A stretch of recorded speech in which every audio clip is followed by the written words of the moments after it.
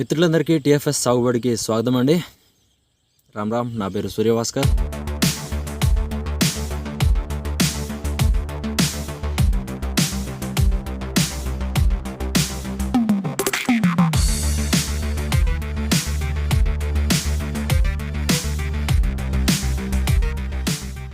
So ప్రధానంగా మనం మాట్లాడుకోవాల్సింది primary nutrients గురించి. సో ప్రైమరీ న్యూట్రియంట్స్లో మనకి రూట్ డెవలప్మెంట్ కోసం ఫాస్ఫరస్ అవసరం ఉంటుంది. అండ్ అలాగే నైట్రోజన్ ఫిక్సేషన్ కోసం మనకి నైట్రోజన్ అంటే యూరియాలో దొరుకుతుంది. So nitrogen and phosphorus content అనేది ఇప్పుడు చాలా ఇంపార్టెంట్.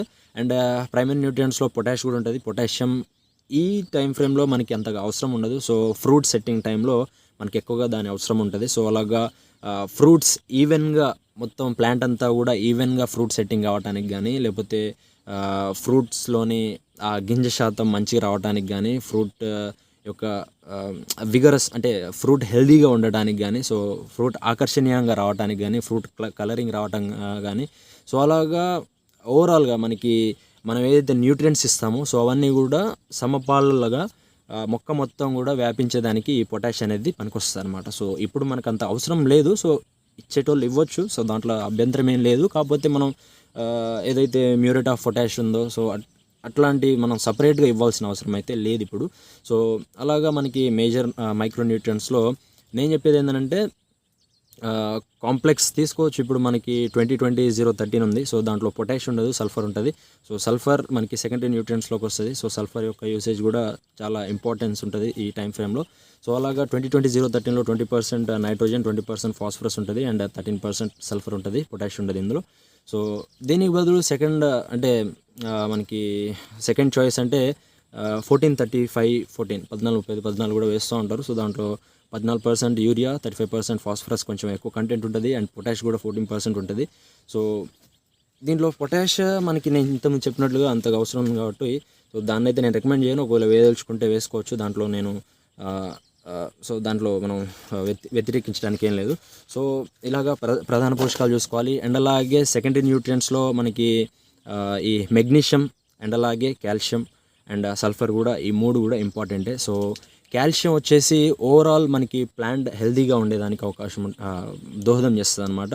సో కాల్షియం అనేది ఓన్లీ ప్లాంట్స్లోనే కాకుండా మనకి హ్యూమన్ బాడీలో కూడా చాలా ఇంపార్టెంట్ అనమాట. సో హ్యూమన్ బాడీస్ అంటే మన శరీరంలో ఎముకల గట్టిదనం ఉండాలంటే సో కాల్షియం ఉంటేనే మనం దృఢంగా ఉండగలం. సో స్ట్రాంగ్గా ఉండాలంటే కాల్షియం చాలా దోహదం చేస్తుంది కాబట్టి సో సేమ్ అదే విధంగా మొక్కల్లో కూడా కాల్షియం ఆవశ్యకత అయితే ఉంటుంది.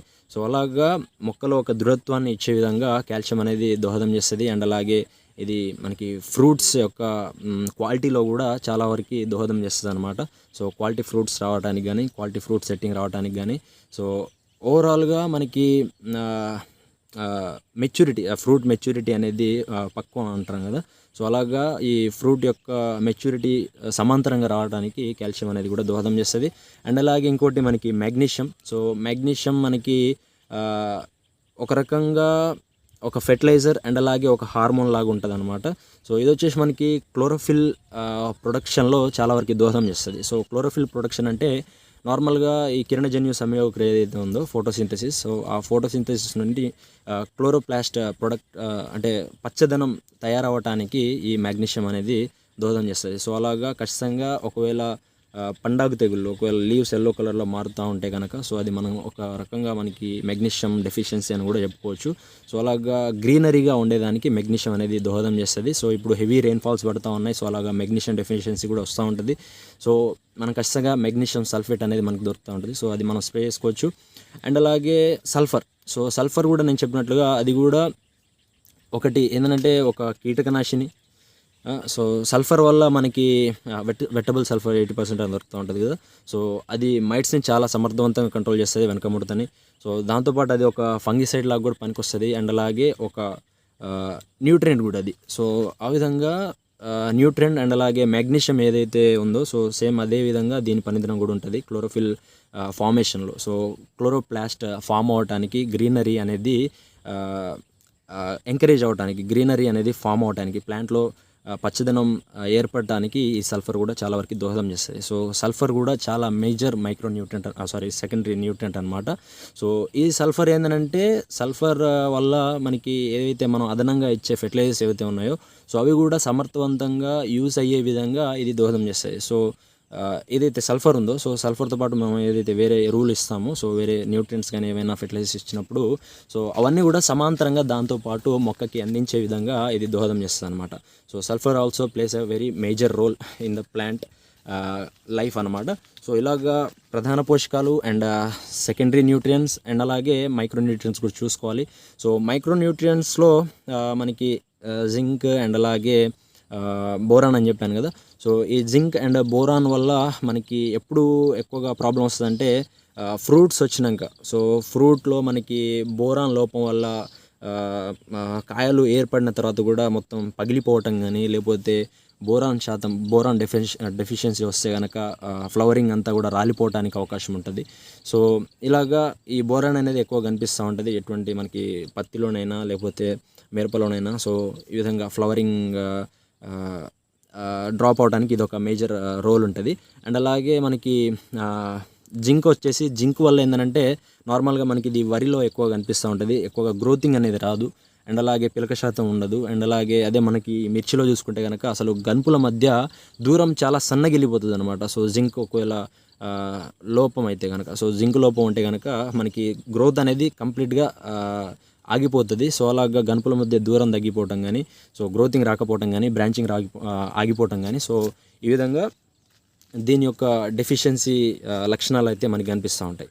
సో ప్రధానంగా ఇవి వస్తాయి, అయినప్పటికీ కూడా మిగతా న్యూట్రియంట్స్ మైక్రో న్యూట్రియంట్స్ని కూడా మనం ఫుల్ఫిల్ చేసుకునే విధంగా చూడాలన్నమాట. సో ఆ విధంగా మనకి చాలా ప్రోడక్ట్స్ అయితే దొరుకుతూ ఉన్నాయి బయట, చిలేటెడ్ మైక్రో న్యూట్రియంట్స్ కానీ ఇంకా చాలా ప్రోడక్ట్స్ అయితే ఉన్నాయి. సో వాటి పేరు నేను చెప్పదలుచుకోలేదు. సో దానికి రిప్లేస్మెంట్గా నేను ఏం చెప్తానంటే సీవిడ్ ఎక్స్ట్రాక్ట్ టెక్నికల్ పౌడర్ అనేది ఉంటుంది. సో అది మీకు అందరికీ తెలిసిందే, ఇప్పుడప్పుడు అందరికీ తెలిసి వస్తూ ఉంది. అది చిన్న కొత్తగా వచ్చే ఫార్మర్ నుండి, అసలు ఏం తెలియని ఫార్మర్ నుండి అండ్ అలాగే పాతకాలపు ఫార్మర్స్ నుండి ఇప్పుడు కొత్తగా వచ్చే యంగ్ ఫార్మర్స్కి కూడా అందరికీ తెలిసి వస్తుంది ఈ సీవిడ్ ఎక్స్ట్రాక్ట్ అనేది. సో సీవిడ్ ఎక్స్ట్రాక్ట్ అంటే ఏం లేదు, మనకి బయోవీటా కానీ లేకపోతే ఇఫ్కో వాళ్ళ సాగరిక కానీ సో ఇవి చాలా పాపులర్గా మార్కెటింగ్ చేస్తూ ఉన్నాయి. సో అవి చాలా బెస్ట్ ప్రోడక్ట్సే, బట్ ఏంటంటే వాటిలో అంత గాఢత అనేది ఉండదు. సో దాంట్లో మనకి 20-40% సంథింగ్ అంతే ఉంటుంది. సో ఆ మధ్యలోనే ఉంటుంది పర్సంటేజ్. కాకపోతే ఈ టెక్నికల్ పౌడర్స్లో ఏంటంటే మనకి 90-100% రా గ్రేడ్ మెటీరియల్స్ కాబట్టి సో రా గ్రేడ్ అంటే మీకు తెలిసిందే కదా. సో అదన్నమాట. సో మీరు సీవిడ్ ఎక్స్ట్రాక్ట్ టెక్నికల్ పౌడర్స్ని యూజ్ చేయండి. సో మీకు ఎక్కడ దొరికినా తీసుకోవచ్చు. సో మ్యాక్సిమం అది 1 kg వచ్చేసి మనకి 350 రూపీస్ ఏమో కాస్ట్ అవుతుంది, పెద్ద అసలు లెక్కే కాదు.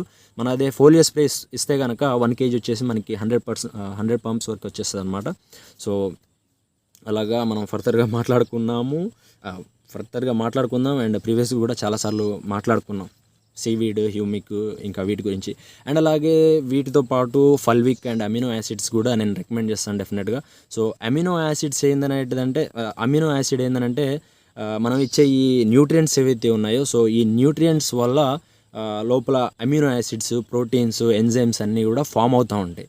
సో దానికి బదులు మనం డైరెక్ట్గా మనం అమినో యాసిడ్స్ ఇవ్వగలిగితే కనుక మొక్కల్లో ఆ ప్రొడక్షన్ వరకు కూడా అంత శ్రమ పడకుండా మనం అదనంగా ఇచ్చేస్తాం కాబట్టి సో దానికి లభ్యత అనేది ఈజీగా వచ్చేస్తాయి కాబట్టి సో పెద్దగా ప్రాబ్లం ఉండకుండా మనకి ఈజీగా అయిపోతుంది అనమాట. సో అమినో యాసిడ్స్ వల్ల చాలా రకాల ప్రయోజనాలు అయితే ఉంటాయి. సో మొక్క యొక్క హెల్దీనెస్ని, సో మొక్క హెల్దీగా విగరస్గా రావడానికి కానీ అండ్ అమినో యాసిడ్స్ వల్ల మనకి ఫ్లవరింగ్ ఎంకరేజ్ అవుతుంది. మొక్క ఓవరాల్గా ఒక హెల్దీగా ఉండేదానికి అమినో యాసిడ్స్ అనేవి దోహదం చేస్తాయి అనమాట. అమినో యాసిడ్స్ కానీ ప్రోటీన్స్ కానీ ఈ స్టార్చ్ అండ్ అలాగే షుగర్స్ ఇవన్నీ కూడా మొక్కకి ఆహారం లాంటివి అన్నమాట.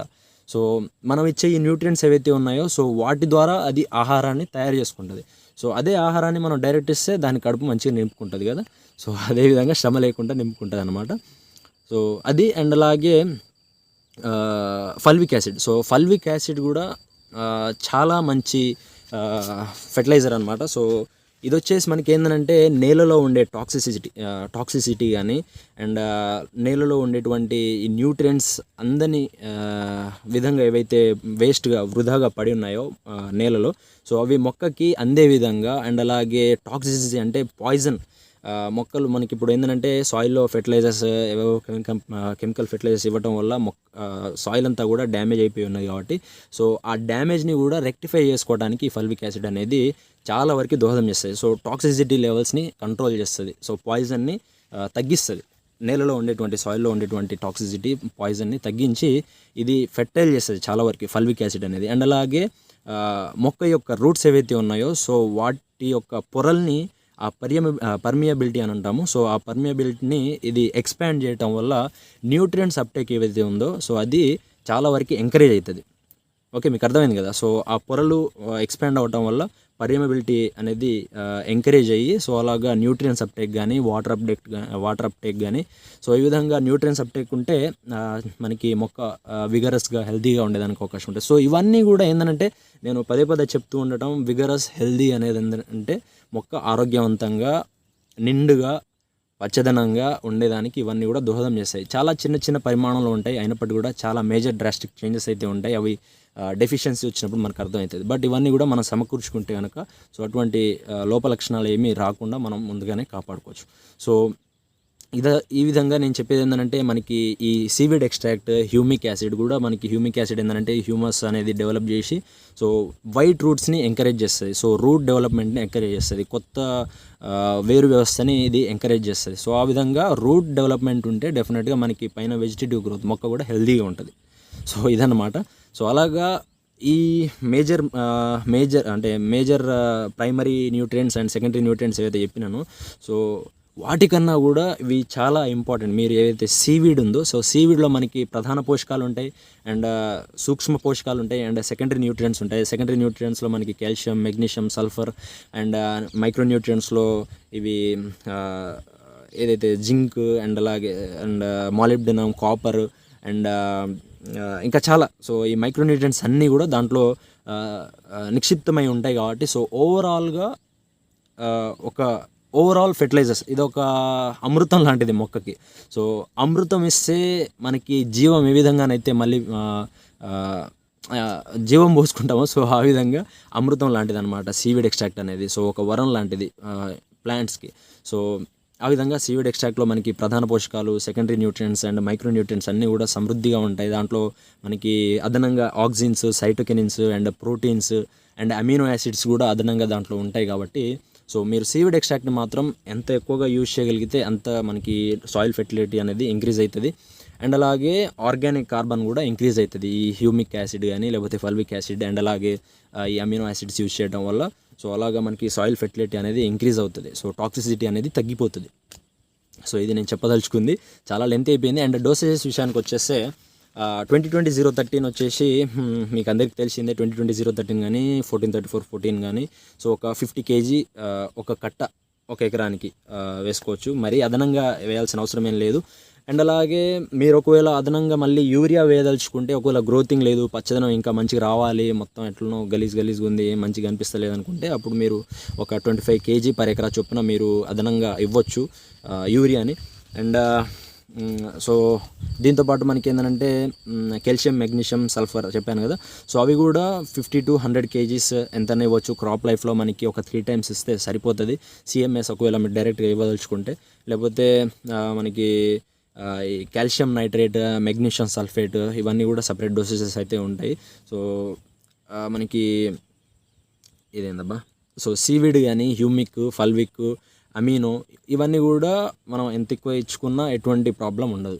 సో ఒక 1 kg వరకు మనం ఇవ్వచ్చు. సో ఈ ప్రధాన పోషకాలు ఏవైతే మనకి యూరియా కానీ లేకపోతే ఈ దుక్కి మందు ఏవైతే వేస్తున్నామో సో దాంట్లో కలిపేసేసి మనం లిక్విడ్ రూపంలో కలిపేసేసి మనం చల్లుకోవచ్చు.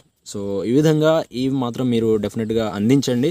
సో ఈ అమీనో, fulvic and seaweed, humic minimum monthly twice అయినా ఇవి ఇచ్చేదానికి మీరు కొంచెం ప్రయత్నించండి. ఫోలియర్ స్ప్రే ద్వారా కానీ లేకపోతే బేసల్ డోస్ సాయిల్ అప్లికేషన్ ద్వారా కూడా ఇవ్వడానికి ట్రై చేయండి. సో దానివల్ల ఓవరాల్ ప్లాంట్లో ఎటువంటి డెఫిషియన్సీ లేకుండా హెల్దీగా క్రాప్ ఈల్డింగ్ మంచిగా వచ్చేదానికి అవకాశం ఉంటుంది. సో అంతా మీకు చెప్పింది క్లియర్గా అర్థమైంది అనుకుంటున్నాను. చాలా లెంత్ అయిపోయింది, సారీ, బట్ వ్యాలిడ్ అని అనుకుంటున్నాను. సో ఓవరాల్గా చెప్పేశాను. అండ్ ఇంకేమైనా మిస్ అయ్యి ఉంటే డెఫినెట్గా తెలియజేయండి. అండ్ అంతేనండి. So requirement and fulfilment, supplements and అలాగే డోసేజెస్ కూడా అయిపోయినాయి కాబట్టి సో అదేనండి. ఉంటానండి. ఇంకా రామ్ రామ్.